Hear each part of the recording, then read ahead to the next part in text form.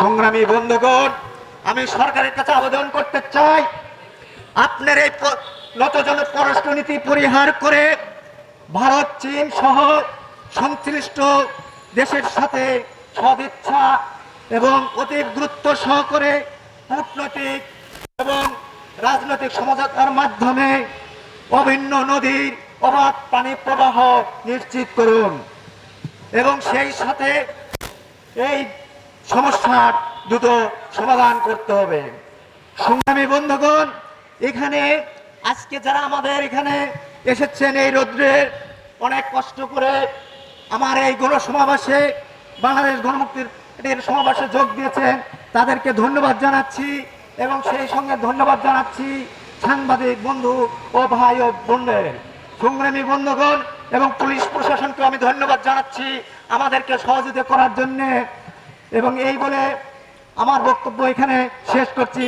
জয় হোক কৃষক, শ্রমিক, মেহনতি মানুষের, জয় হোক বাংলাদেশ গণমুক্তি পার্টি এর। ধন্যবাদ সবাইকে এই বলে আজকের এই গণসমাবেশ এখানে সমাপ্ত করছি।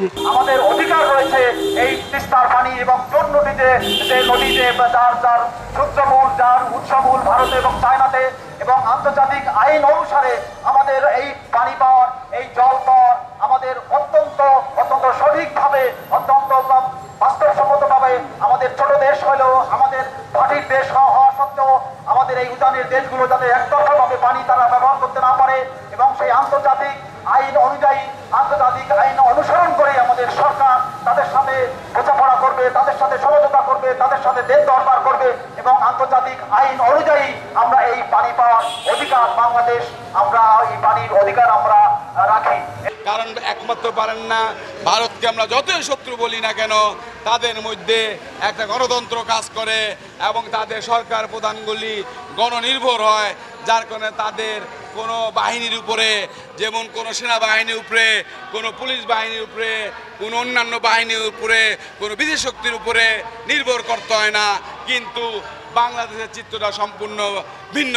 তাই আমি বলবো, আসেন, বাংলাদেশকে যদি পানি আনতে হয়, বাংলাদেশকে যদি ফসল বাঁচাতে হয় পানি দিয়ে, বাংলাদেশকে যদি হাজার হাজার কোটি টাকার ফসলি লোকসান থেকে বাঁচাতে হয়, তাহলে আমাদের এখানে একটি শক্তিশালী গণতন্ত্রকে ভিত্তি করে জনগণের সরকার দরকার এবং এই সরকার প্রতিষ্ঠার মাধ্যমে আমরা বিদেশের সাথে আমাদের কূটনৈতিক এবং প্রয়োজনে সামরিক শক্তি ব্যবহার করে আমরা আমাদের পানি আনতে পারবো, স্বাধীনতা রক্ষা করতে পারবো, সার্বভৌমত্ব রক্ষা করতে পারবো, ব্যবসা বাণিজ্যে কারো হুমকি সহ্য করবো না। পাশাপাশি যদি আপনি নগরগুলোই দেখেন, যতগুলো ভবন হচ্ছে, তার মানে একসময় বানশ্রী বলেন, আফতাবনগর বলেন, সমস্ত নগরায়নের ফলে গাছ কেটে ফেলছে।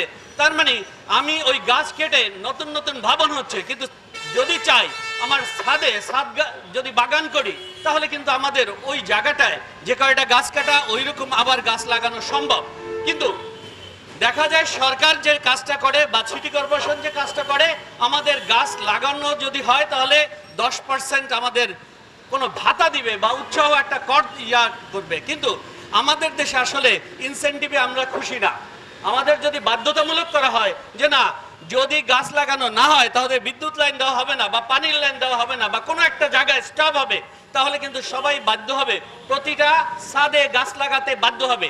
ফলে যে অক্সিজেনটা আসবে ওখানেও কিন্তু আমাদের টেম্পারেচার কমবে। তাহলে আমি দুইটা যে আলোচনা করছি, একটা হচ্ছে গাছ, আর একটা হচ্ছে যে আমাদের নতুন যত অট্টালিকা হচ্ছে সেখানে যাতে আমাদের গ্লাসে মোড়ানো এই জায়গা থেকে আমরা সরকারিভাবে বিধিনিষেধ আসে। এরপরে আসে নদীর কথা।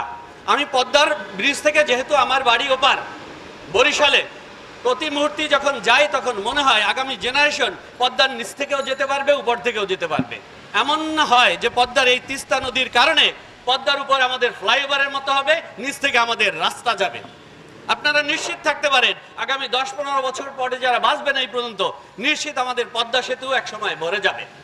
ফলে এই পদ্মার উপর থেকেও একটা রাস্তা, যে ফ্লাইওভার, আর পদ্মার নিচ থেকে হবে রাস্তা, যেটা এখন আমরা দেখতেছি ঢাকা শহরে যেভাবে ফ্লাইওভার হচ্ছে, পদ্মাটাও একটা সময় এই যদি তিস্তার পানির হিস্যা ন্যায্যভাবে না আসে তাহলে ওইটা হয়ে যাবে মরুভূমি, ওর উপর থেকেই যাবে রাস্তা। সো এক এক করে আমাদের দৃষ্টি রাখতে হবে। প্রতিটা নদী আস্তে আস্তে যত বড় বড় ব্রিজ হচ্ছে, নিচ থেকে কিন্তু আস্তে আস্তে নদীগুলো ভরাট হয়ে যাচ্ছে। এই নদীর নাব্যতা রক্ষা করার জন্য তিস্তার পানি যেভাবে লাগবে সেভাবে আমাদের একটু সচেতন হইতে হবে, যাতে এই নদীগুলোর প্রবাহ নাব্যতা যথাযথভাবে থাকে। আমার স্বাধীন সার্বভৌম রাষ্ট্রটাকে আপনি কিভাবে ক্ষতবিক্ষত করেন, ধ্বংস করে দিচ্ছেন? জবাব চাই, আমাকে জবাব দিতে হবে। আমি রাষ্ট্রের নাগরিক, এই রাষ্ট্রে বাস করার অধিকার আছে। এই রাষ্ট্রে আমার সন্তান আছে, স্ত্রী আছে, আমার বোন আছে, ভাগ্নি আছে। আমার রাষ্ট্রকে আপনি এভাবে ভুলণ্ডিত করতে পারেন না। হয় দায়িত্ব ছেড়ে দেন, নাহলে সুষ্ঠু বিচার করেন, তদন্ত করেন এবং ভালো মানুষকে নিয়োগ করেন। রাষ্ট্রের বহু মেধাবী মানুষ আছে যাদেরকে আপনি ভালো জায়গায় বসান না, ভালো ভালো দায়িত্ব দেন না, তাদের বক্তব্য আপনি নেন না। আপনি চোর বাটপাটদের নিয়ে সরকার গঠন করেন, তাদের নিয়ে পরিকল্পনা করেন, তাদের দিয়ে আপনি কাজ করেন। এটা হতে পারে না। 1971 সালে মানুষ যুদ্ধ করেছে এর জন্য নয়। ভারত আমার তিস্তা প্রকল্পে অর্থায়ন করবে, এটি হচ্ছে মাছের মায়ের পুত্র শোক। আমার তিস্তা প্রকল্প কেন করতে হচ্ছে? কারণ ভারত তার অভ্যন্তরে বাদ দিয়ে আমার তিস্তা পানি লুটে নিচ্ছে। আবার আন্তঃ নদী সংযোগ প্রকল্পের মাধ্যমে আমার সকল নদীর পানি লুট করবে, সেই প্রকল্প নিচ্ছে। এমত অবস্থায় বাংলাদেশ মরুভূমির দিকে যাচ্ছে। কিন্তু দুঃখজনক বিষয়, বাংলাদেশের অভ্যন্তরে কিছু মাথামোটা আর কিছু বলদ আর কিছু দালাল, ওরা এটা বুঝেও, কেউ বুঝেও চুপচাপ আছে স্বার্থে, আর কেউ না বুঝেই মনে করে বন্ধু রাষ্ট্র, স্বামীর রাষ্ট্র, তাকে অখুশি করলে আমার সংসার টিকবে না, স্বামী লাত্তি মেরে তালাক দিয়ে দিবে। সেই জন্য এই দালালগুলোর কারণে আমরা কিন্তু বঞ্চিত হচ্ছি। আমার বাংলাদেশ যদি আগামী দিনে সুজলা সুফলা শস্য শ্যামলা এবং সবুজ বাংলা যদি ফিরে পেতে চায়, তাহলে তিস্তা সহ সকল নদীর ন্যায্য পানির হিস্যার জন্য আন্তর্জাতিক মহলে কঠোরভাবে চেষ্টা করতে হবে, মামলা করতে হবে এবং দেশের অভ্যন্তরে বিকল্প তিস্তা ব্যারেজ এবং বিকল্প গঙ্গা ব্যারেজ তৈরি করতে হবে। এছাড়া অন্য কোনো বিকল্প নাই।